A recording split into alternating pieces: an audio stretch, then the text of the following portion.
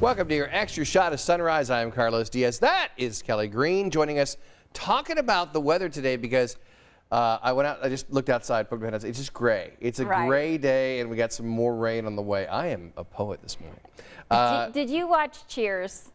Yes. Do you remember the episode where like Diane and Sam were talking, and all of a sudden Diane was expressing how she felt about Sam? Yeah. And his reply was ditto. Yeah. That's what I'm saying about the weather today. It's just ditto. Ditto. It's just ditto. Ditto. There we go. Because it is just the same as it was yesterday and the day before and the day before. Yes, yeah. So the same upper level low spinning over us. It's going to cause a little bit of rotation possibly within some of the clouds because of all of the upper level winds. It's not really strong winds. However, it's enough to cause a little rotation. Temperatures still very mild this morning at 72 degrees in Indianapolis. We've been watching for some fog developing, and that is happening especially in some of the outlying areas like Muncie down to less than 1/10 of a mile of visibility. Richmond and Greencastle much of the same, and Bloomington back down to 1 mile of visibility. Today, here is that spinning action, especially later this afternoon with the heat of the day. We will see those showers pushing off from east to west later on today. Heavy downpours, perhaps an isolated tornado. Not out of the question. If we do see something like that, the strength of it will be pretty low, but it also will be short-lived. But it's just one of those strange patterns. Again, today's high 83 degrees. We're warm and humid. As we get into tomorrow, the backside of the system moves in, and we'll start to see things drying out a bit. We'll see winds shifting out of the north. Still hot, high of 87. Still some storms around, but they'll be more widely scattered. For the weekend, though, looking hot, humid, and certainly drier. But it's going to feel like the mid-90s on Saturday. Humidity will start to fall on Sunday, but doubt you're going to feel much of it. But by Monday, you will. And certainly Tuesday and Wednesday, refreshing with highs in the upper 70s. Wow. And I love, by the way, we have the most talented and funny people who work here because we have good mornings from several people. Charlie says good morning. Joyce, Don, Corey, they all say good morning. And then Laura Eisner, our esteemed audio czar, says ditto. To the good morning. See, well done, it's Laura. A double play on the joke there. It's very nice, Laura. Good effort. Nice. I like that about you. All right, so let's talk about the IU protest. The student protest, not to be confused with the IU health protest, which is happening this week. And there's an IU student protest happening today. It's called the Rally for Medical Freedom, and it's happening this afternoon at 1 o'clock. Students, parents, and staff say that they want all mask requirements and testing dropped at Indiana University. The university is requiring all students, faculty, and staff to be vaccinated before starting this fall semester. Again, that protest is happening today at 10 a.m. on the IU Bloomington campus. And so it is, a situation where IU did scale it back, saying that you didn't have to prove that you were vaccinated, but they still want you to do it. They want you to be vaccinated, so they're offering incentives to people to get vaccinated, and the people that are protesting today are against those incentives, and they're also against wearing masks as well. So it is a hot button topic. We're here for you in the comment section if you want to comment on that. Do you think it should be a requirement for people, students, staff, and faculty to be vaccinated? Should it be a requirement at Indiana University? You can sound off in the comment section It is interesting because it's a state college. You know, I can see more of a private college requiring it, but not necessarily a state college. I mean, I went to IU, so I'm a big fan, but I don't know. I can see it being very controversial. Yeah, and I mean, right when they made that announcement, I mean, Facebook just blew up with a lot of people, kind of against it. Let's talk about the Pacers now. Yeah, I mean, this was unbelievable news that came out yesterday afternoon that Pacers coach Nate could you say in Bjorken? It was Bjorkgren. Thank you. I'm never going to get that right. Coach Nate is out as He's the former head coach. Coach Nate now. Yes. So he is this is the third consecutive year that the team will switch coaches. So in this case, there have been multiple reports of disagreements within the locker room. Plus, the Pacers finished the season 34-38. So it was just kind of an ugly end to the season, and things just didn't shake out well for him. Didn't make the playoffs, and the president of the Pacers says we had to make a change. There's some things he did well. There's some things I think he wish he would have done differently. But we look at our goals of what we're trying to accomplish, and then we line them up with the timelines. And for right now, we felt like that this was the best decision going forward. Well, there you go. And so the Pacers now, the fans seem to be split on this, losing Coach Nate. Charles writes, not his fault, need to get rid of some of the players that always seem to be hurt or not perform well against better teams. On the other hand, people like Wes agree with management, saying, right move to make, wish Nate well in the future. So there you go right there. We've had some people chiming in on the whole IU saga with the, the testing and things like that, or the vaccine mandates. Luke says, if they don't like the school rules at IU, go to a different school and leave the students alone who follow the rules. Don't disrupt a school policy for other people who follow the rules because it's something to protest. No one is forcing you to go to IU. True. So there you go. Yeah. IU students should wear masks so they won't get sick, says Glenn.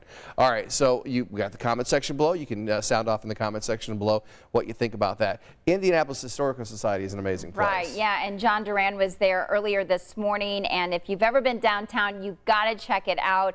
And now may be a good time to go see it, and our John Duran was giving us an inside look to show you some of what this great summer destination has to offer.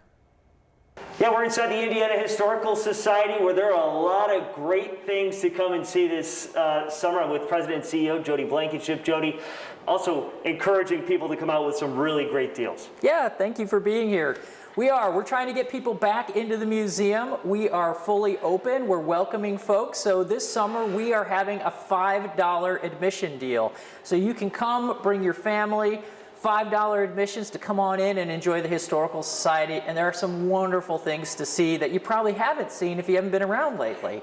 So right now we're in Celebrate Indianapolis, which is a new exhibit that opened last year, but some people may not have seen it, all about Indianapolis's bicentennial year, which we are coming to the end of, but we're in. In addition to that, we've got a great exhibit on Madam C.J. Walker and her legacy, one of the pillars of the Indianapolis community. And then finally, we have an exhibit open on Jeanette Studios, which is a small recording studio out of Richmond, Indiana, that just tells this amazing story about the history of music and how it all relates here to a small Indiana town. Yeah, $5 admissions, though. You've got deals all over the place. Is this something you've done in the past, or is this something where you're trying this year to really get people to come out? That's it. This is new just for this year. We want to welcome people back. We're all opening back up. Most of us have had our vaccines and we're ready to get out again. And so we want to welcome everybody back to the IHS. So we figure what better way to do that than encourage you with a great deal to come enjoy the afternoon, get out of the hot humidity, come in here where it's nice and air conditioned, enjoy a great meal down in our cafe with Jonathan Birds, and shop at our store and just enjoy the museum and the collection here. Now, the fourth floor opening, what can guests find there? Yeah, so we have a brand new exhibit up there all about the legacy and history of Title IX, which was written by our own Birch Bayh.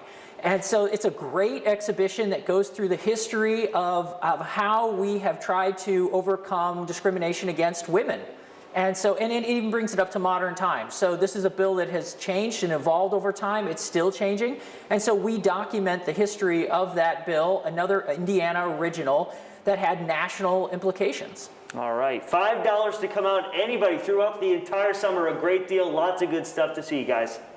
All right, John, thank you so much. And so, of course, if you've never been to the Indiana Historical Society, it really is cool. And the exhibit celebrating the bicentennial of Indianapolis is really an amazing thing as well. I haven't seen that yet. I'd love to go see that. I want to see the radio studio too. That sounds pretty cool. Just about music. That sounds really interesting. And what a deal at $5. Yeah, it's great, and it's very educational. It's a very cool thing. So check it out, the Indiana Historical Society, downtown, the kind of the west side of downtown Indianapolis. So, all right, so there's a new roller coaster opening up at Universal Studios in Orlando. The park is a roller coaster opening today. It's called the Jurassic World Velocicoaster. It claims to be Florida's fastest and tallest roller coaster. It's got a barrel roll, high-speed launches up to 70 miles an hour, and a moment where riders go from 150 feet in the air. Then they immediately go into an 80-degree drop. So, I mean, Kelly, would you get on this thing? I absolutely would get on it. I love roller coasters. Okay. We used to go to Kings Island or Cedar Point at least twice a summer. Sure. My dad would pack us all in the car. My parents both were huge roller coaster fans. We actually went to Canada one time just to go to on a roller coaster. amusement park. Yeah. Yeah. So I would try it.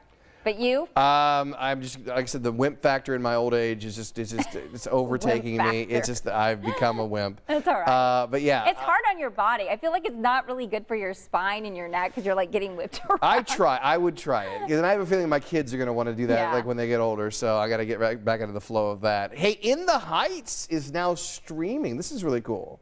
Oh, yes. And I was like, See that? Oh, this is real live TV. Yeah, there we go. Facebook Live. Before Hamilton, Lin-Manuel created In the Heights, and this award-winning musical, now in film format, is now streaming on HBO Max. It follows the lives of a tight-knit community in New York Washington Heights neighborhood, and you can also catch the movie in theaters. Yeah, and so it's one of those things where it's, once again, a movie that's opening in theaters, but also you can stream it online for free. So we'll see how, well it does in the theaters, as opposed, you can see it for free, or you can go pay for it. Free. And we've gotten used to looking at movies on small screens. Yes, so. exactly. Angie Grimes says, no, you should not be required to wear a mask or get vaccinated to go to IU. So people are still chiming in on that. For Kelly Green, I am Carlos Diaz. Thanks for joining us here on our Extra Shot of Sunrise. We'll see you right back here tomorrow, which will be Friday, which is one day closer to the weekend. Stay safe out there. We'll see you soon.